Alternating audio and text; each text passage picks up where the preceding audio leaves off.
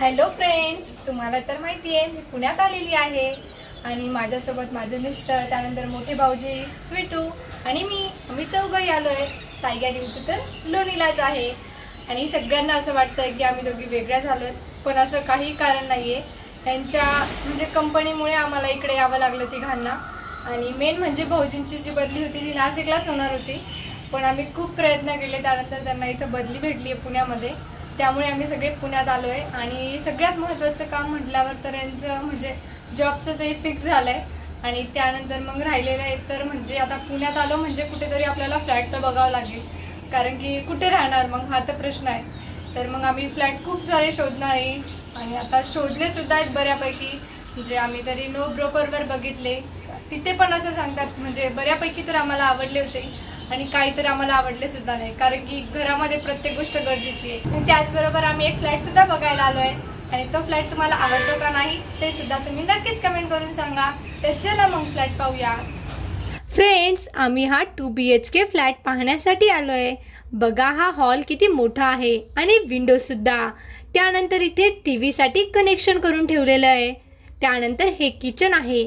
Kitchen तर किती खराब दिसतंय आणि आमचं सामान बसेल की नाही हाच आम्हाला प्रश्न आहे, कारण की किचन थोडं छोटं वाटतंय. त्यानंतर ही ड्राय बाल्कनी आहे. इथे धुणं धुण्यासाठी जागा आहे. नाशिकमध्ये तर आम्हाला मागे स्पेस होता, तिथेच आम्ही धुणं धुवायचो. त्यानंतर ही रिकामी स्पेस, इथे फ्रीज लावू शकतात. त्यानंतर परत आम्ही हॉलमध्ये आलोय. हा पहा परत एकदा हॉल. आता राहिल्यात बेडरूम. चला बेडरूमकडे जाऊया.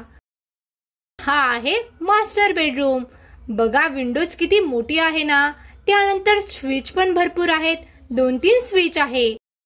इथे आहे वॉशरूम. वॉशरूम सुद्धा मोठं आहे. आता जाऊया सेकंड बेडरूम मध्ये. बेडरूम मध्ये जाण्याच्या अगोदर हे आहे कॉमन टॉयलेट बाथरूम. हे आहे सेकंड बेडरूम. बघा किती मोठी विंडोज आहे. याला बाल्कनी नाहीये, फक्त विंडो मोठी आहे. आता तर मला खरंच काळजी वाटतेय, कारण की बेडरूम थोडा छोटा वाटतोय. माझं सामान तर भरपूर आहे. कपाट, स्वीटूचं कपाट, त्यानंतर बेड. हे बसेल की नाही यात मला खूप शंका आहे. ही आहे बाल्कनी हॉलच्या बाहेर. बघा किती छान दृश्य दिसतंय.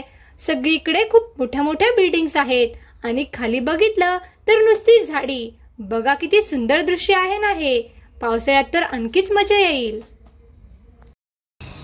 फ्रेंड्स, कसा वाटला फ्लॅट?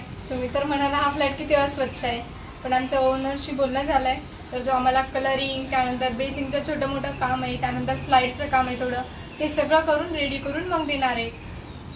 मला तर हा फ्लॅट खूप आवडला आहे. तुम्हाला आवडला की नाही नक्कीच कमेंट बॉक्समध्ये कमेंट करून सांगा.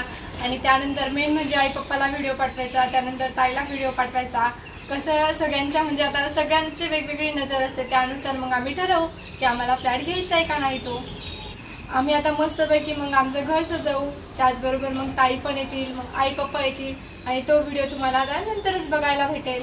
आमचं सगळं घरातलं जे सामान आहे ते लावून घेणार आणि त्यानंतर तुम्हाला सुंदर घर बघायला भेटेल. तुम्हाला हा फ्लॅट आवडला की नाही नक्कीच कमेंट बॉक्समध्ये कमेंट करून सांगा. आणि पुढचा व्हिडिओ पाहायला विसरू नका, कारण की त्यामध्ये ताईसुद्धा येणार आहे, उत्तू आणि स्वीटूची जोडीसुद्धा असणार आहे. तर कसा वाटला आजचा व्हिडिओ नक्कीच कमेंट बॉक्समध्ये कमेंट करून सांगा.